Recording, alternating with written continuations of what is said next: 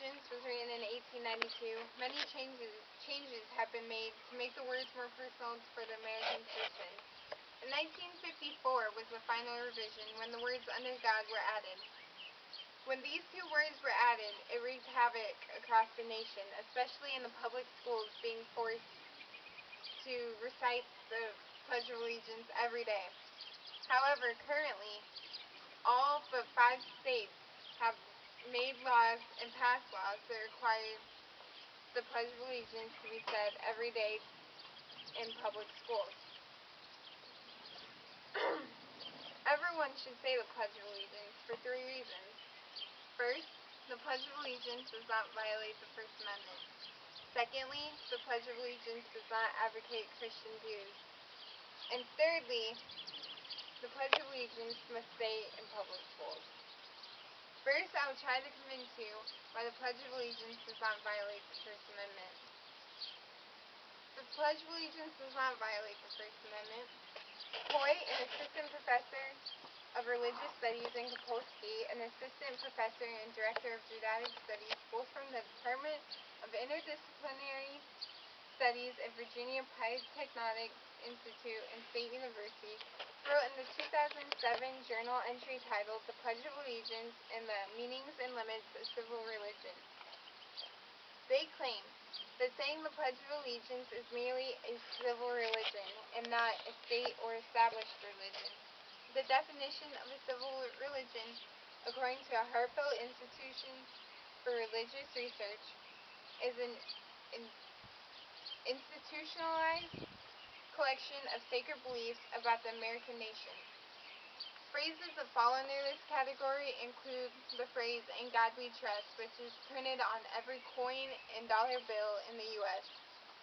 Also under this definition is the phrase when one is asked to be in court and take the stand, they must say, "To tell the whole truth and nothing but the truth, so help them God." The Pledge of Allegiance also falls under this category.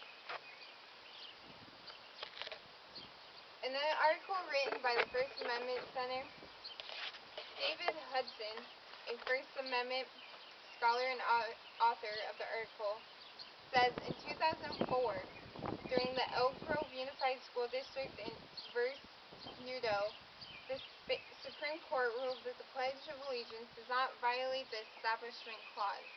In 2005, versus the Myers and Loudoun County Public, ruled that the Virginia statute also didn't violate the clause. The panel said the voluntary recitation of the Pledge of Allegiance is a patriotic act and not a religious exercise. The Establishment Clause states, "Congress shall make no law respecting an establishment of religion. They cannot favor one religion over another." When talking about the Pledge of Allegiance, there is no specific religion stated. The Pledge of Allegiance does not violate the First Amendment because it is classified as a civil religion and does not violate the Establishment Clause. With the Supreme Court ruling the Pledge of Allegiance does not violate the Establishment Clause only strengthens my next point, that the Pledge of Allegiance does not advocate for Christian views. According to an article written by Dan Nolan on the World Socialist website and published by International Committee of the Fourth International, the "Under God" part of the Pledge of Allegiance was to acknowledge the dependence of our people and our government upon the moral directions of the Creator, and to deny the atheist and materialistic concepts of communism. The threat of communism is what sparked President Eisenhower to push government to add the words "under God." By adding these words, President Eisenhower was merely making sure that communist theory and thought was out of the country. He was simply reassuring the people that no man will gain unlimited power and take over the country. According to the nonprofit organization Common Good Foundation, the Pledge of Allegiance does not mandate a religious belief in God, establish religion, or constitute a government endorsement of religion. Rather, it is an affirmation of allegiance to a nation that describes itself as being under God. If an individual does not believe in God, they can still be a loyal citizen of a republic that does. As I have proven with my previous points, the recitation of the Pledge of Allegiance is a civil religion and is merely a patriotic saying. The pledge also doesn't violate the Establishment Clause and doesn't force a specific religion on anyone. These facts prove that there is no reason why the Pledge of Allegiance should not be said in public schools. The Pledge of Allegiance should be said in public schools.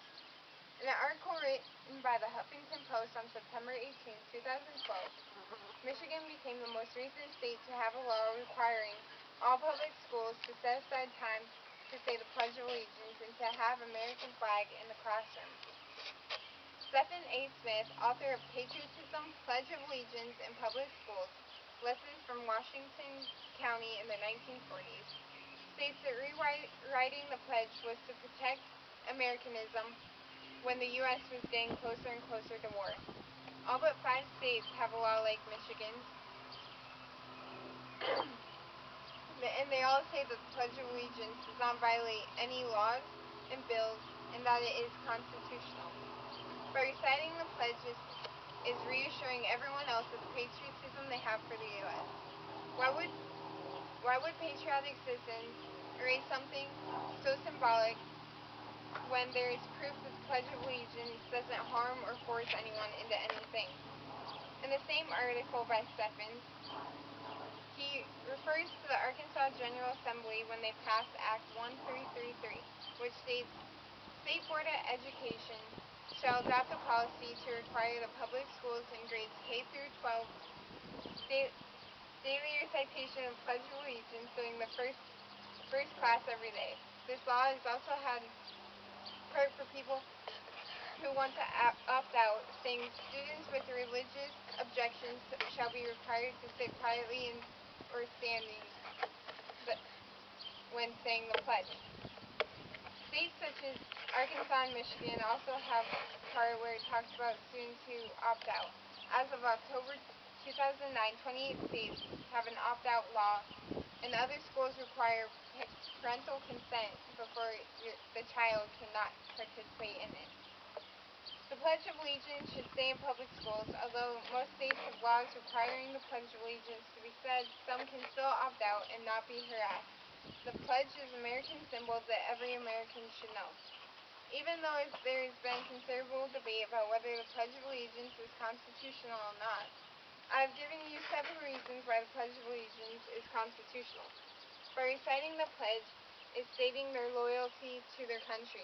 If one is not comfortable saying under God, they can still say the rest of the pledge. By saying the pledge, one is not picking on one religion over the other, and the government is not forcing religion on somebody.